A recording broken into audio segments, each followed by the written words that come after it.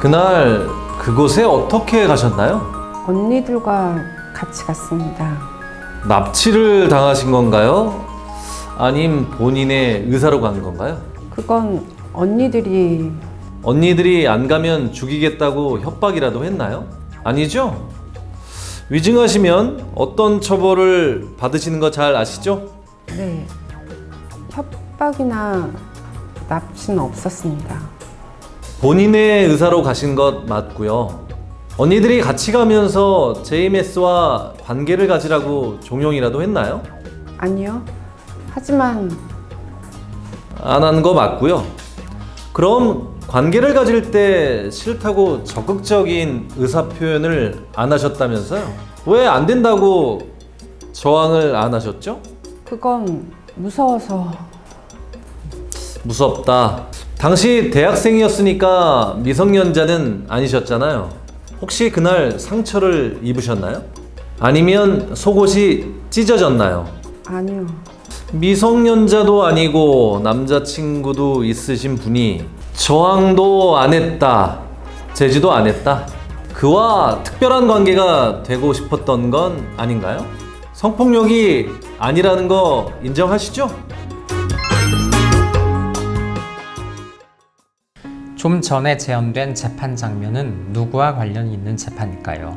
우리가 모르는 어떤 사람이 아닙니다. 위의 재판은 바로 정명석, 넷플릭스 다큐멘터리 나는 신이다의 실제 주인공 정명석의 현재 진행 재판 과정을 재현해 본 것입니다. 그는 여전히 무죄 취지의 당당한 태도를 고수 중인 것으로 알려져 있습니다.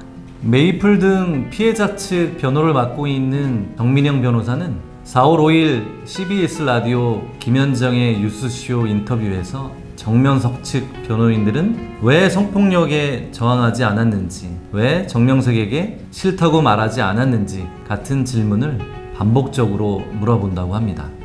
피해자들은 정명석 측 변호인들의 질문을 받을 때마다 자신들이 당했던 범죄 피해를 재현하다시피 증언을 해야 합니다. 심지어는 어떤 자세였는지, 어떠한 손으로 어디를 어떻게 만졌는지 이렇게 진술하도록 질문을 던지고 유도합니다.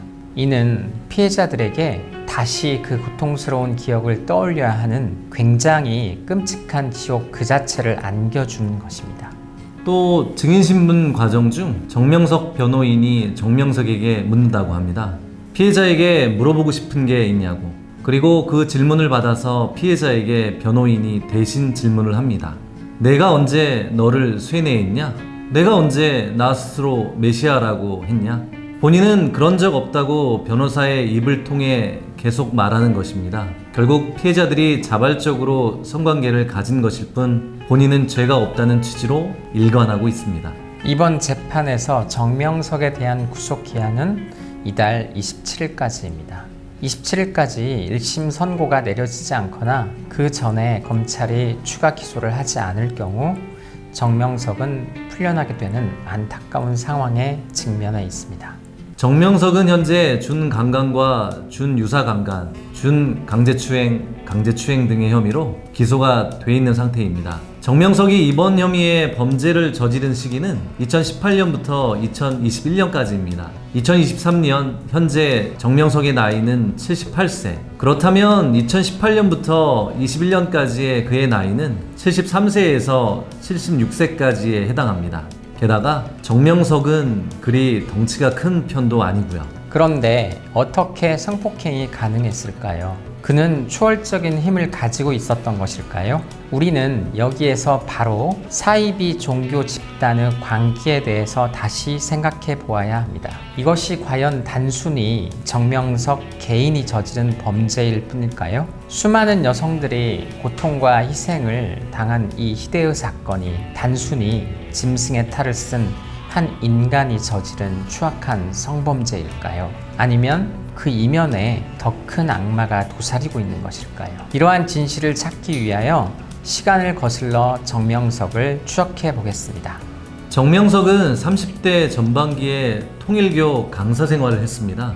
통일교를 탈퇴한 뒤 서울로 상경한 그는 1980년 그의 나이 36세에 신촌에서 4명의 대학생들을 포섭하게 됩니다. 군사정권이 들어섰던 당시 개신교는 크게 세를 불리고 있었습니다. 개신교는 매우 보수적인 색깔을 띠고 있었는데요. 이에 반하여 정명석의 JMS는 대중가요와 트로트를 개사해서 찬송가로 쓰는 등 대학생들이 쉽게 빠져들어 그 교세를 빠르게 확장시켰습니다.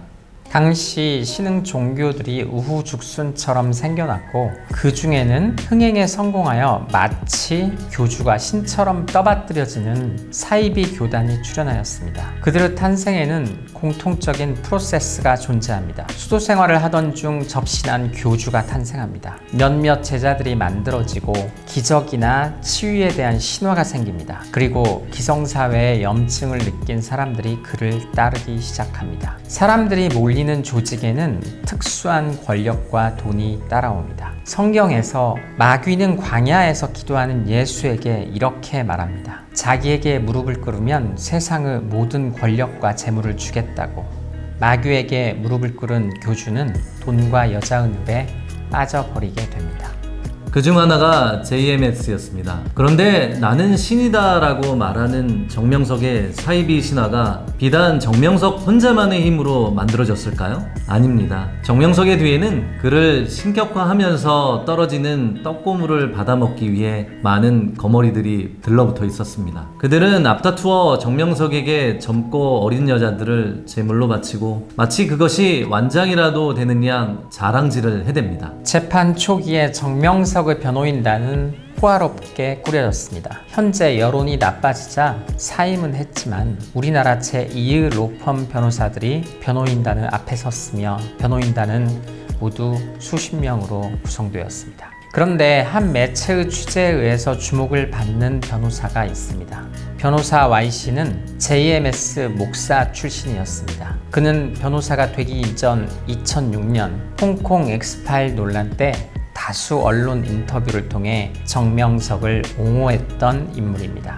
그는 2006년 시사저널과의 인터뷰에서 성폭행이 있었다는 주장은 허위다, 돈을 노린 여성들의 거짓 증언이다 등의 발언을 해서 논란이 일었습니다. 그런 그가 현재 진행되는 재판에서도 변호를 맡고 있습니다.